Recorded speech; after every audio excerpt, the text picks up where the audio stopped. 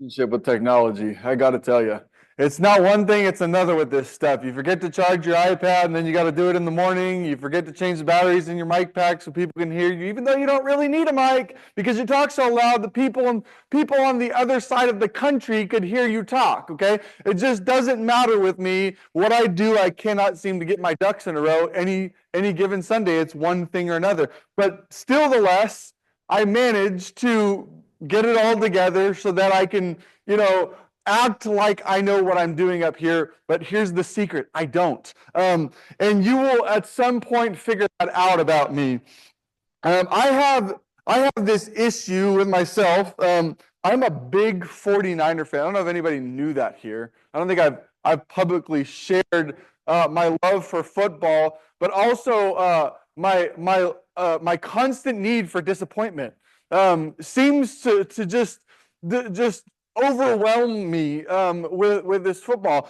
And what we've been hoping for as 49er fans for the last 30 years is that they would, for the first 20 years, it was that they would get there. And then for the next 20 years, it was that they would win one, because it seems like at this point we have no problem getting to a Super Bowl. We have a problem winning a Super Bowl. And every year this happens, we get to a Super Bowl, we're like, man, we're the better team. And then guess what? We got to play the Chiefs. Right? Yeah. Heart sinks, right, when you got to play the Chiefs. And we've heard all the rumors about them cheating and stuff like that, but we won't go into that detail. We'll just talk about the simple fact that sometimes we place our hope with an expectation that something is going to occur, and oftentimes we misplace that hope.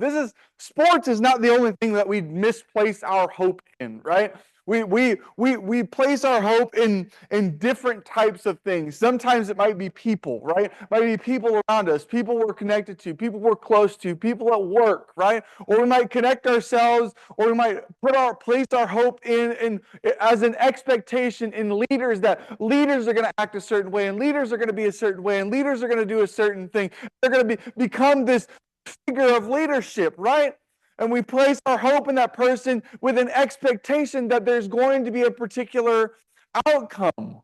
Or how about our feelings, right? You just have a feeling about something. I feel like it's going to be this way, right? And so you place your hope in this nudge, this little thing inside you that says, you know what, this is going to happen, this is going to be, this is going to become. And then it never does. It continuously disappoint. Or how about dreams? There's a big one for you. You ever dreamed about becoming something, being something, doing something?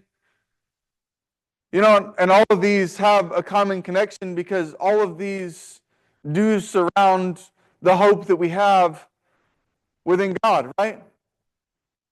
We do hope in this body. We hope that this body can become something. We hoped in our leaders. We hope in our future leaders. We look to what our future leaders will do amongst this body and what they will allow us to do. But the problem that we have with all these expectations is simply that man is flawed. Man is imperfect. Man doesn't have it all together. We mess up. We make mistakes. We tend to not move forward because we lack vision. And we have a short-sightedness that is natural to our human state. Or maybe it's as Martin Luther King Jr. once said, we must accept finite disappointment, but never lose infinite hope. Maybe it is the fact that we know somewhere within us that human beings and things in the life of the perishable will always disappoint us. But we know that the eternal God and Lord that we serve and become like never will. But hope is not just one-dimensional. It's multi-dimensional. It comes in different shapes or form. Another more positive element, as the Anglican bishop in South Africa would say, Desmond Tutu, hope is being able to see that there's light despite all the darkness. And sometimes it feels like that. Sometimes it looks like that. Sometimes we misplace hope. Sometimes we put it in places that it's not supposed to be, but there's that little hankering within inside of us to see the light at the end of the tunnel. Sometimes we place it so deeply in men that the infinite seems impossible, that the infinite seems like an impossibility. But I think it's true that misplaced hope is not false hope. It's just what I said it is, misplaced, put in the wrong spot. I mean, you think about the world that we live in, the secularism. Where do people in this world, in our county, in this state, place their hope? Some of us, it's in Jesus. But for most of us, it's money. You see, those things will always fail us. And this is the simple reminder for us. The hope is not the only element. In fact, I think it's a piece, right? It's a piece produced by the confidence of our faith. It's not the only thing. It's not just that one day it occurs out of nothing and it just springs out of the air. But it's built on something. It's produced by something. What is it produced by? What causes this hope that we have for something to be or something to be like? What is our expectation? But maybe it was the Hebrew writer that described it the best when he said that faith is the assurance of things hoped for, the conviction of things not seen. Now, I feel like every time I read this passage, I get a different understanding of what exactly the Hebrew writer meant when he spoke these words.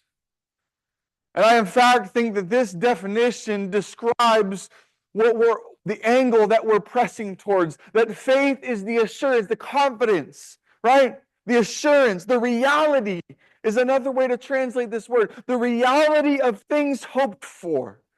You ever think about that?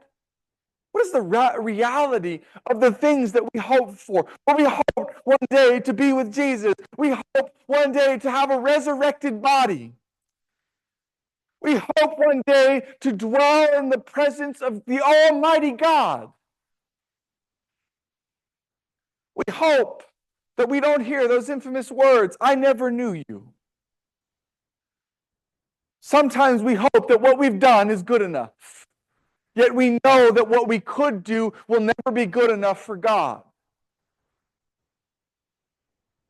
So he sent Jesus. Because the only path for us as human beings was for God himself to give himself as an atonement for man's sinful actions. It was the only way. If you try to think through history, you try to think, is there a way around it, a loophole around it? But guess what? No one could do it. The whole Old Testament points to this Messiah who's going to redeem humanity, who's going to repartner man, God's most valuable and creative creation, and bring them back together through a singular individual. Somebody's going to do it. We don't know what it looks like. We don't know who it is. We don't know what they look like. We don't know when it's going to happen. But the Jews all had this hope that one day there was going to be someone, potentially God himself, who would come to redeem humanity. They all had this hope. They had this hope that even though they could not perfect the law, that God would do something to make things right. Faith is the assurance of things hoped for, the conviction, the belief, the gut feeling of things not seen. I know it's there. You know, we got this whole world that we live in. So, well, if you can't see it, it's not there, right? If you can't see it, it doesn't exist. It can't exist. It's not doing anything. There's not any God. You can't see any evidence of that. But I'll tell you firsthand that if these people just paid a little more attention, got outside of their own bubble, went into the mountains, looked at the trees, listened to the wind, saw the rotation of or the movement of the sun, And listen to the sounds that came from as all of this spinning in one direction shows us that this could not be fabricated, that it was an intentional, on purpose design. Why? I don't know. The only thing I know is that God loves, and it's a whole lot bigger than I could love. And it's a whole lot bigger than I can understand. The conviction of things not seen, just because you don't see it, don't mean it doesn't exist. I mean, this is a powerful, powerful passage. Hope is an element of faith. It's produced by the faith that we have in Jesus. Not to mention the fact that our entire existence, our entire faith revolves around a singular event. The resurrection of Jesus. It rises and falls on that legitimacy. Is the resurrection real? And we could spend a whole other sermon talking about that. But that is the essence of why we meet in this building. It is the essence of why we come together, work together, strive to do things together, build, work towards, become more than we are because of what Jesus has done. So here is the bottom line, the most important thing you have to know tonight, but I think most of you already know what this looks like and know what this is, and maybe you've even heard it before, but I think it's important that we repeat this idea again, and I think that it's the writer's personal point that he's trying to make. If we place our hope in God's promises, He will never disappoint. If you put your faith in God's promises, what He promises to do, we're waiting for Jesus to return. And in the meantime, trying to be good to our fellow man, love each other, love the world, the unlovable, and continue to live in the image, become imitators of Jesus, who perfected the imperfect, who showed us what it looks like, who became the forerunner for us, not just in the throne room as the high priest of God, but as what God desires us to become more so. So in the book of Hebrews, we have a group of people who are desiring to go back to their Jewish faith. Their presumption is that Christianity just hasn't really worked out for us. And from the beginning of the book, when the Hebrew writer opens, he makes it clear and he makes it known. He said, in past times, God spoke to the fathers and the prophets in many ways and in many things, but has now in these last days spoken to us by His Son. And then he proceeds to tell the Hebrew audience of why Jesus is better than the angels. And there's this common theme, this common thread as you move through the book. It's better. Jesus is better. Things will get better. The law was never meant to be a permanent solution. It was meant to move us toward this Messiah that God had set it up for us from the beginning.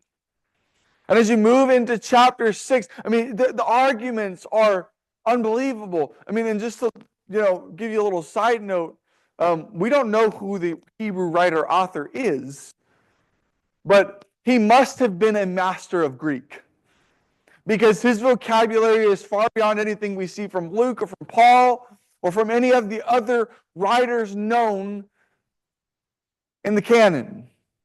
This is a master, and it's said to be what is called a homily, a written out sermon.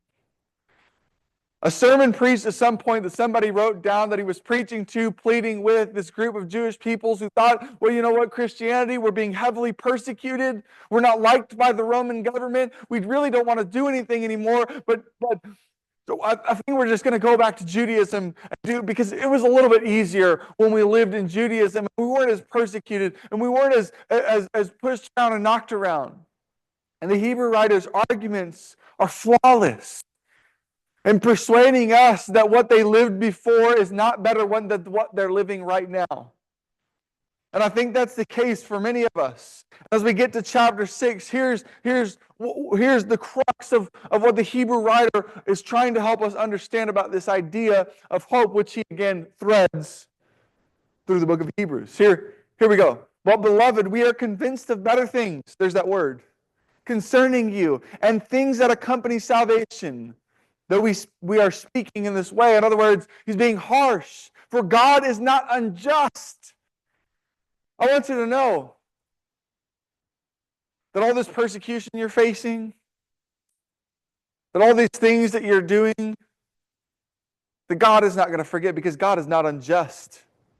So as to forget your work and the love which you have shown, look at this, toward his name, and having ministered and in still ministering to the saints. You see what he's talking about? He's talking about the love that is happening, the continuity that is happening within the body, what we've showed, what we've done for one another. Because of that fateful saying that Jesus had in John 13, 34, and 35. By this they will know that you are my disciples if you have love for one another. They were practicing that, and it's evident here. It's alive, it's living. Look at this. And we desire that each one of you show the same diligence so as to realize the full assurance of hope until the end. There's that word again that we saw in Hebrews 11:1, which he's going to make a fantastic case that faith is far more important than what you do and what you work and what you did within the law. This great cloud of witnesses who made it into the presence of God by faith, they worked. That's the argument. The assurance of hope. Look at this. That each one of you show the same diligence so as to realize the full assurance of hope. There's evidence here to believe that confidence was not as high in the return of Jesus as it should have been. Because of their, well, why is God not doing anything? You ever ask that question as an individual? You ever hear somebody ask that question? Why is God not here? Why is God not working? Why is God not interacting? Why is God not doing something? Look at this. So that you will not be sluggish or lazy, but imitators of those who through faith, there he is referencing Hebrews 11:1 again, who through faith and patience inherit the promises. They understand that God will deliver. They understand that God is going to do what he says he's going to do. Look at this. For when God made the promise to Abraham, here he draws back on a very known Jewish individual that they would have been like, well, we think about Abraham all the time. Abraham's our father. Abraham does this. Abraham does that. But you grasp these little insights, since he could swear by no one greater. He swore by himself, that's God, saying, I will surely bless you and I will surely multiply you. You ever think about that? Think about that for a minute. I mean, that doesn't seem overly complicated with detail, does it? But we see the results of that simple phrase right there. I will surely bless you, and I will surely multiply you. And so, having patiently waited, he obtained the promise. You see, it was because Abraham believed God. That's what it was. Abraham had faith. What made Abraham righteous in the eyes of God was not that he built an altar or worshiped God. It was his faith. It was what he believed about God. It was what he believed that God said. That it was not this figment of his imagination that was speaking inside his head, but his interaction with God and possibly the physical form. And seeing what God could do and would do amongst people. And believing that God pulled through. For men swear by no one greater than themselves. For men swear by one greater than themselves, and with them an oath given as confirmation is an end of every dispute. In the same way, look at this, this is amazing. God desiring even more to show to the heirs of the promise the unchangeableness of his purpose, interposed with an oath. And God cannot lie. And God will not say something he will not do. And God is not going to hold back. God will deliver. I mean, we say God provides, but do we really believe that? I wonder sometimes if I even really believe that. I say God provides, God provides, God provides. But then I am over here, wanting more stuff. Wondering why I don't have enough of this or that or the other. But God provides, right? God provides. I believe that, if the world fell apart tomorrow, God has given and will give everything that I will need to live, to survive, to do, to fulfill whatever it is that He wants me to do. For whatever reason, God will allow me to do. God will do what He wills. God will provide what He will provide.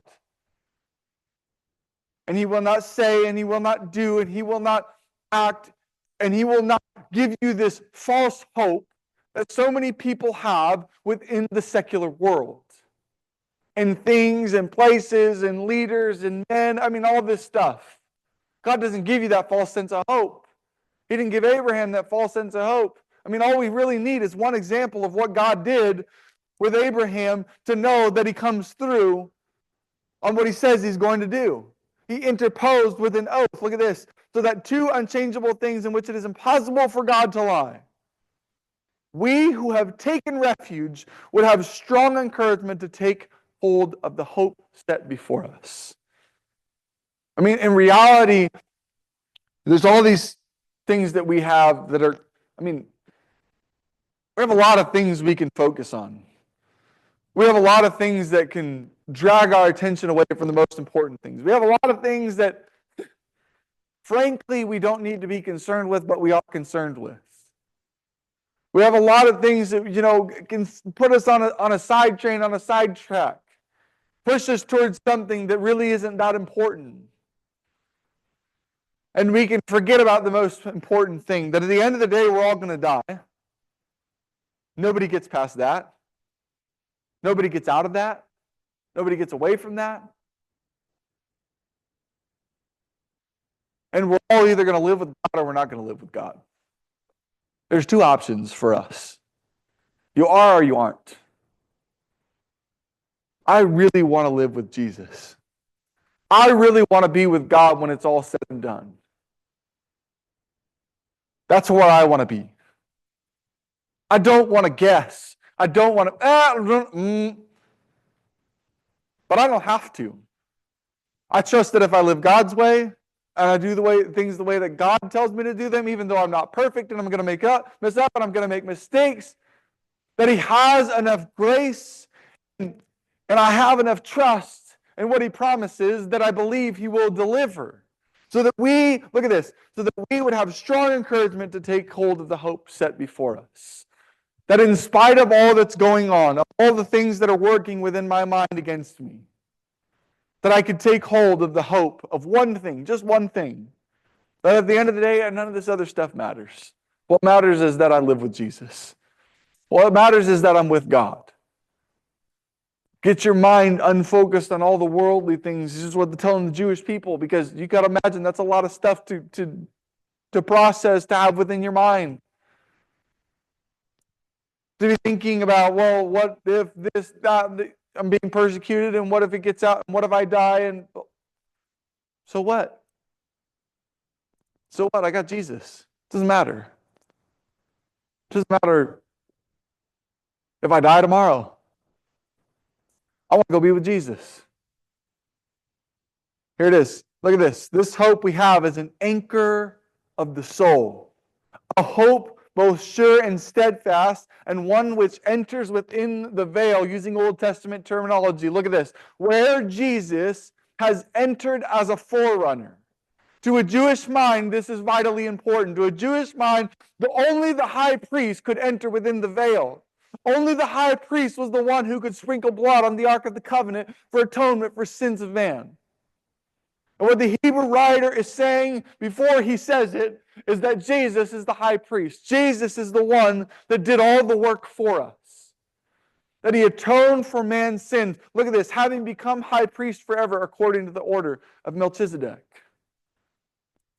But at the end of this chapter, chapter 7, he's just going to get into who Melchizedek is and what Melchizedek did and his involvement with Abraham. And man, I would encourage you to read that because there's a lot of vital information there to understanding, connections that I wouldn't understand otherwise and things I wouldn't see otherwise.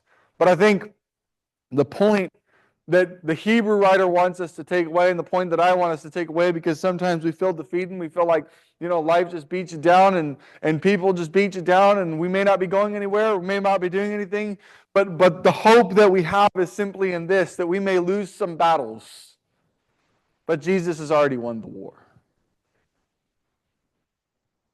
We may lose a battle or two with a sin we struggle with, but Jesus already won the war.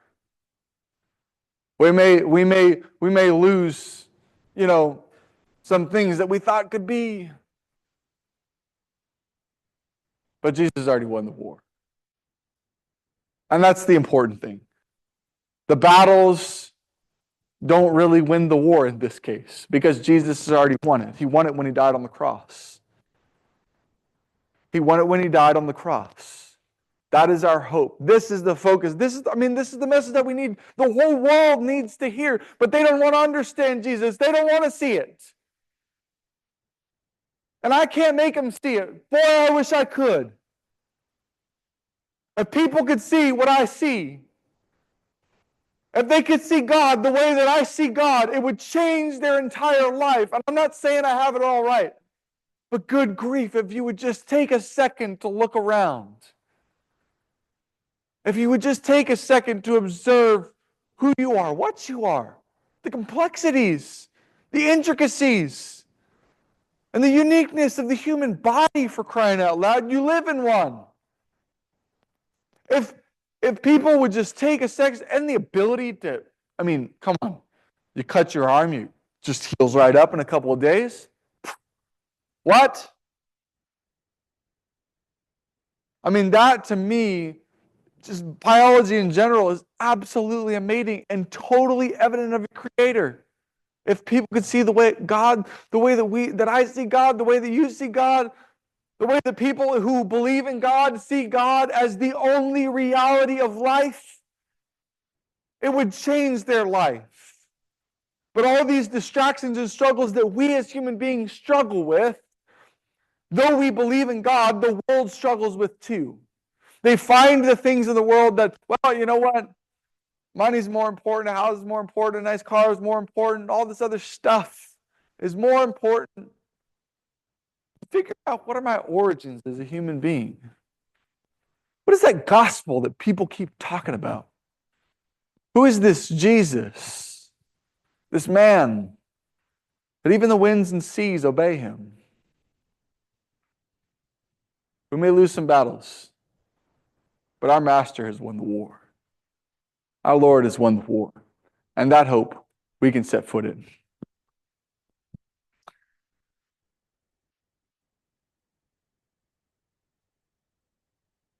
If you have a need this morning, we offer and sing a song of invitation.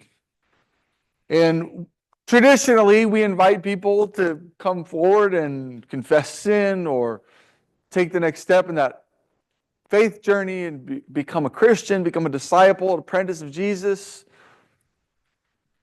And I would encourage you, if you want to, certainly you should. But don't allow the pressure to force you to do something. And what I would encourage you to do is get the sin that you have off your shoulders, relieve yourself of that burden. Tell that person sitting next to you, tell that person you can trust, get it off. Don't be afraid. Be bold. Confess it. Allow the people closest to you, allow your brethren to understand what you struggle with the most. And brethren, if somebody tells you, don't judge them for what they do wrong. Because I guarantee you, you do something wrong too. Let them say it. Ask them how you can pray for it. That's all we're trying to do. Build up, encourage. You see a need, fill a need. Let's become what Jesus desires his church to become. If you would, as we stand and sing.